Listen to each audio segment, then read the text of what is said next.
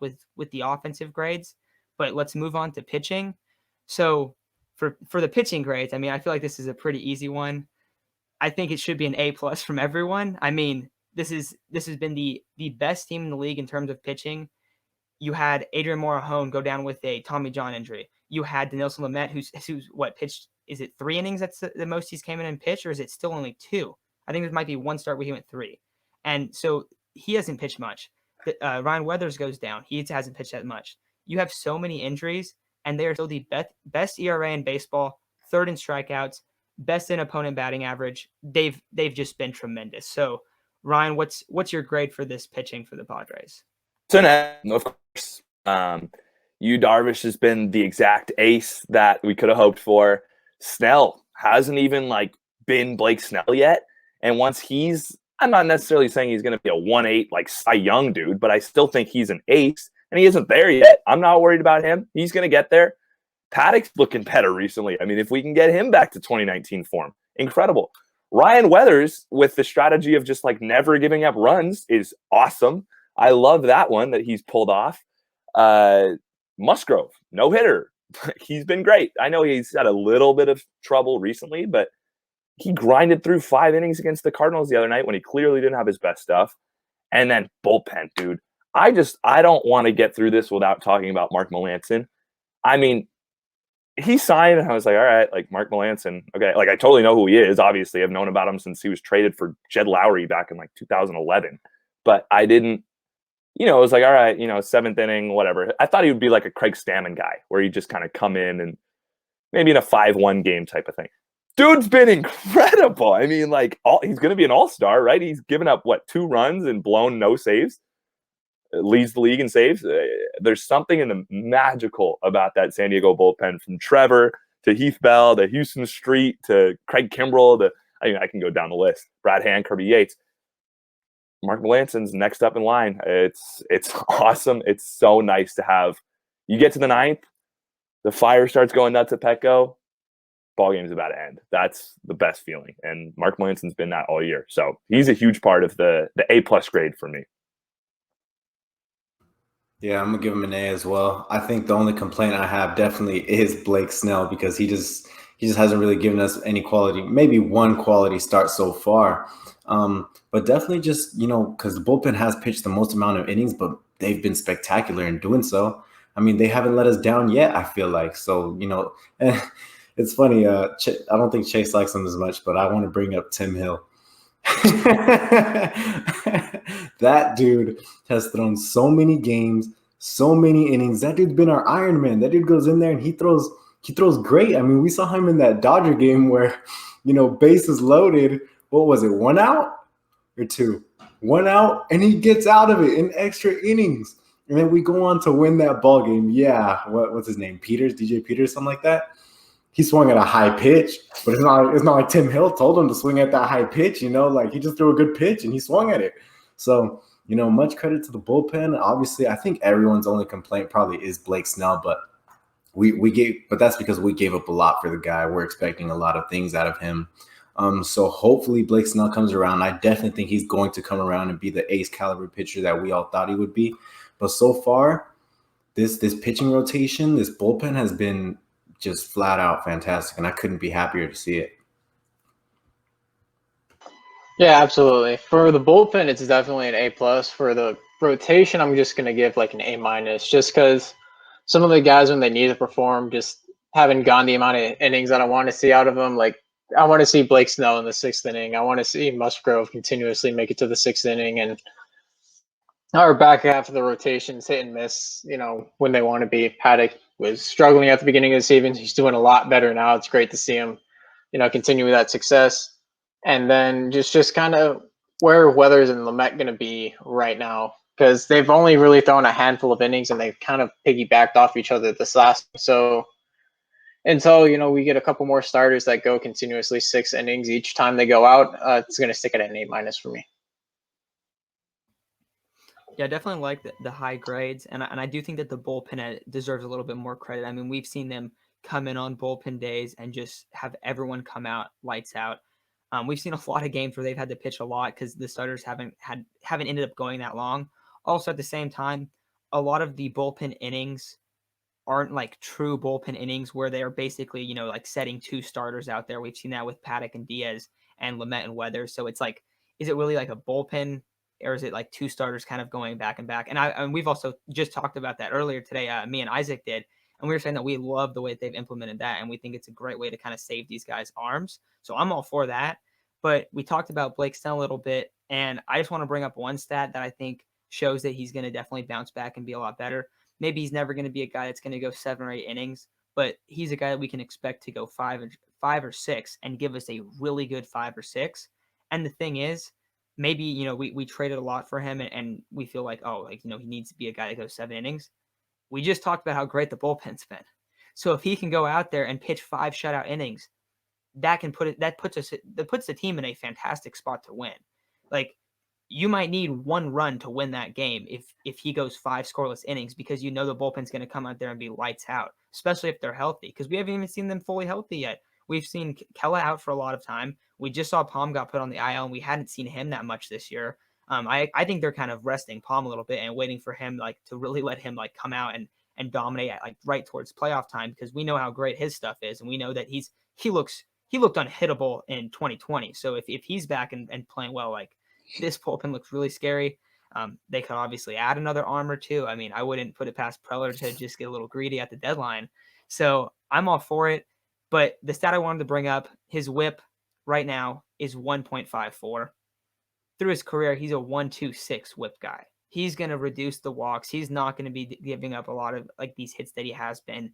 I remember when the Padres traded for Blake Snell, one of the numbers was his first time through a lineup, they hit 50 off of him. It was some ridiculous number where guys, it's more likely that that there's not going to be a single guy get a hit than one guy get a hit when they go through when Snell goes through the order the first time. We haven't quite seen that that dominance early on in games, but I fully expect that we are going to. And I think that he's just, making some adjustments, and not every guy's able to adjust to a new city and everything that quickly. And, we just got to kind of be patient with the guy. He hasn't looked terrible. It's not like he's just been a disaster. He still has a mid-4 ERA. He's been all right. He's put us in games. He's never earned a loss. I mean, if you're talking about him just going out there and there was one game where he got pulled in the first inning, definitely could have been a loss-worthy game. But besides that, I mean, he's never just came out and just been terrible. So I think that this team is going to even get a little bit better in the pitching department, especially if Preller goes and makes a move. But anything else that you wanted to add, Ryan? Yeah, I mean, I'm glad you mentioned that move from Preller too, because guarantee you, come October 1st, the roster will look different than it does right now. Preller's going to make trades, whether they're good or bad, I can't tell you, but he'll do something. And then I'm so glad you touched on Tim Hill. I can't believe I forgot about Tim Hill. That dude, I mean, do you guys know his story? He's insane. He beat cancer. He was not even a college player until he met the son of Palomar's coach or something. Nuts. I love Tim Hill. I love watching him and his big leg kick and his curly hair going everywhere. I don't even know what his numbers are. I watch every game. I don't know the numbers off the top of my head. To me, he has a negative ERA. I love that dude. He's so sick. I love Tim Hill. So I'm glad you mentioned him. That's all I got. Yeah, man, I love Tim Hill. I think he's goofy kind of, but it's so funny. He's just a funny guy. And he's so good. It's so crazy. I don't even know how hard. I'd say he probably throws 91, 92, but that whole leg kick and the submarine kind of throw is so cool. He's doing really good right now, and maybe there should be a couple more runs added onto his ERA, because we saw earlier in the year, he gave up a couple runs, but hey, not his fault. He didn't. It wasn't like he said, "Hey, don't add those to my ERA," and then no one listened. No, So he's doing good. He's doing really well. But for this pitching staff, really good to see how good they're doing. AJ Preller is not afraid to make any moves, especially when it comes to this pitching staff. There's been a complete overhaul, a complete change from 2019 to now. So that just shows that he is not afraid at all. And I think one more thing, and this probably could have been in the past episode about the hitters. If that left field spot is not covered, he's going to trade for someone.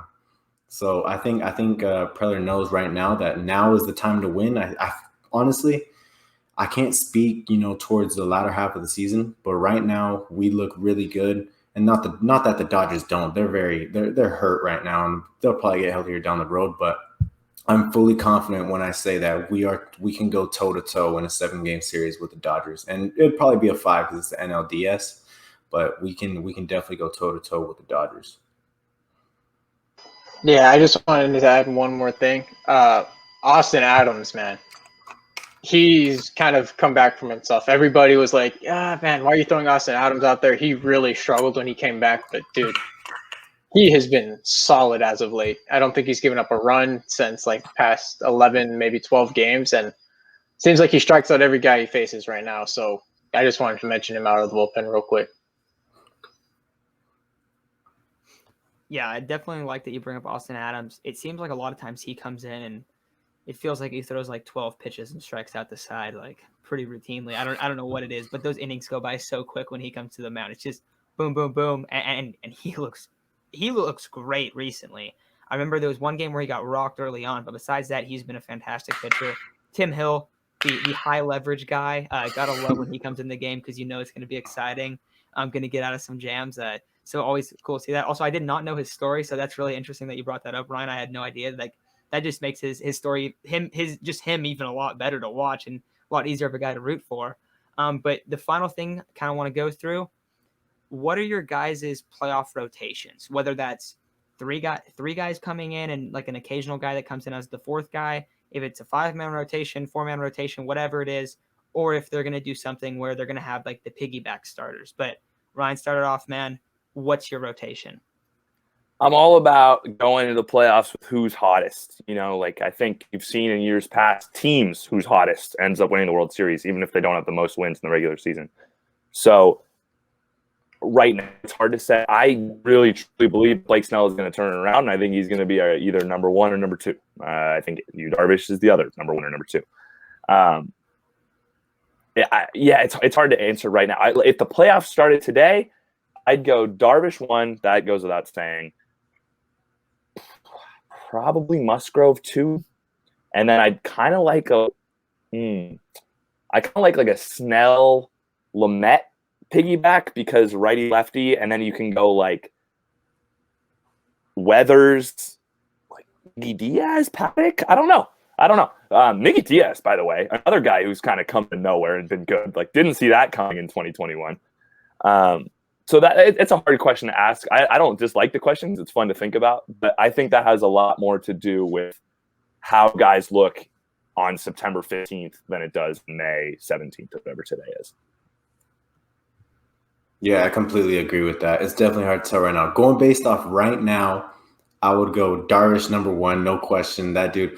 And I'm going to go, you know what? I'm actually going to go based purely off if we were to face the Dodgers because no matter how we look at it, if we go to the NLDS, it's most likely going to be against the Dodgers because they either we're going to be the 1 seed or they're going to be the 1 seed. I don't see the Giants sustaining this. And if they do, great Cinderella story, I guess. But I just don't see it.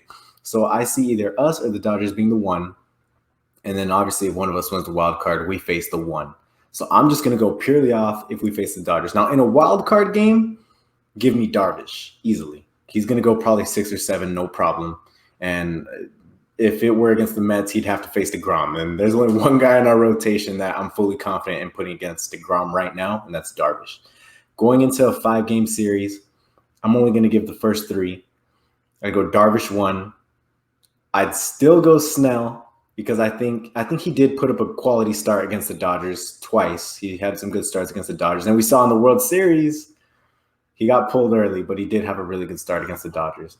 And as my 3rd, depending on if we're still doing it by then. I don't know if we are. I highly doubt we will be, but I would go with the Weathers Lamet piggyback. That has been a thing of beauty right now. Each of them go 3, and I fully think that we take at least 2 of those against the Dodgers. See, what I would do is Darvish 1, Weathers 2, and Snell 3. If we're purely facing just the Dodgers. Weathers has been an absolute monster against the Dodgers, putting him at number 2 because I feel like that's a solid way to win 2 straight. And then Snell can be the swingman. He can either pitch really good against the Dodgers or, he could, give you 5 innings, 6 innings, maybe like 2-3 earned runs. But hey, I'm putting Weathers at 2 if we're facing the Dodgers. Love the Ryan Weathers love. It's amazing how much he's kind of got built up just because he's been so good. I mean, that's a guy too that if we're talking about exceeding expectations and just like these grades and stuff. He's a guy that's definitely one of the main guys.